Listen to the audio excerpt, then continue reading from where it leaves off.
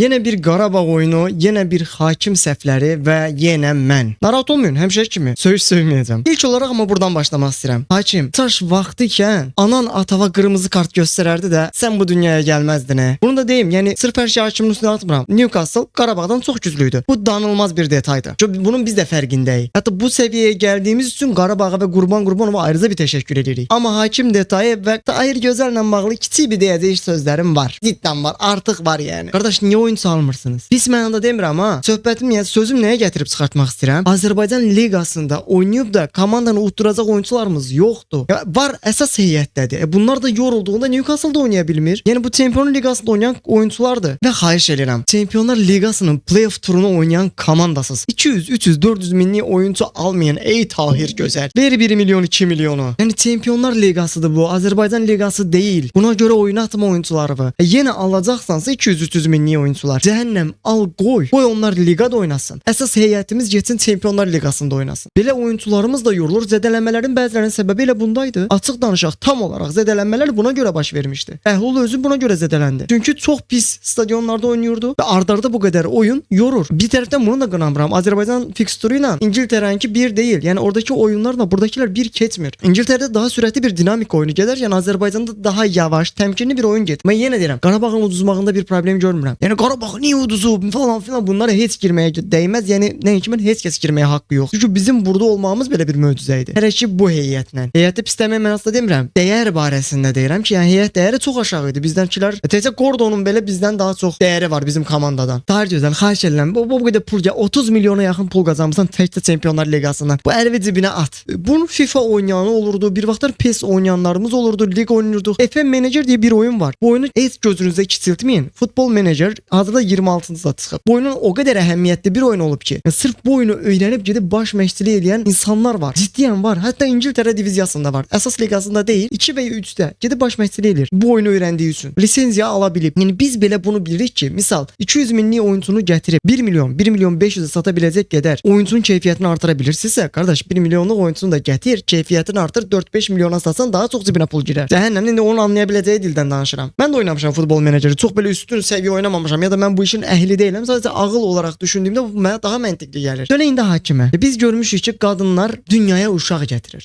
Bətin vasitəsilə falan filan dünyaya uşaqlar gəlib. Bunun anası, yəni bunu bətin yolu ilə dünyaya gətirməyib məncə. Çünki bu insan ola bilməz. Anasının deşiyindən çıxıb, amma hansı deşikdə onu bilmirəm. O biraz araşdırmalıq lazım. Bətin yolu ilə çıxmadığı məlumdur. Hansından çıxıb onu bir araşdırarıq. Qardaş, bir də belə bir şey deyim. Biz millət olaraq bir dəfə Azərbaycana gələn bu hakimlərdən birini eşşək balası kimi çırpsaq, görün bu hakimlər işinizdə o səhv eləyərlərmi? Məncə yox. Çox pis qorxarlar ki, bizdən əvvəlki hakimi burada ağzını burnunu qırıblar. İt kimi çırpıblar, gedib birdən nəsə quşlasa mənim ağzımı cıracaqlar. Məncə yəni. Neçə ildir biz susuruq. FIFA-ya şey göndəririk, yazılı mətin göndəririk ki, bizə belə eləyiblər ki, bu da heç kimin vecinə deyil. Məncə daha yaxşı nəticələr çıxarda bilərdik. Mən dediyim üsulla. Neysə, əlqərəz. Bir də bu var epizodu var idi. Getdi penal verdi. Halbuki orada penaldan söhbət belə gedə bilməzdi. Matias Silva əli yerdə olduğu halda penal vermişdilər ona. O hakim gedib zövqlə baxırdı ya o şey vara. Nə deyirəm hakim? Elə anana, bacına, arvadına da videosu elə qabağına çıxsın. Otur belə zövqlə də baxarsan. Bax ha, birdən onlara qarşı, yəni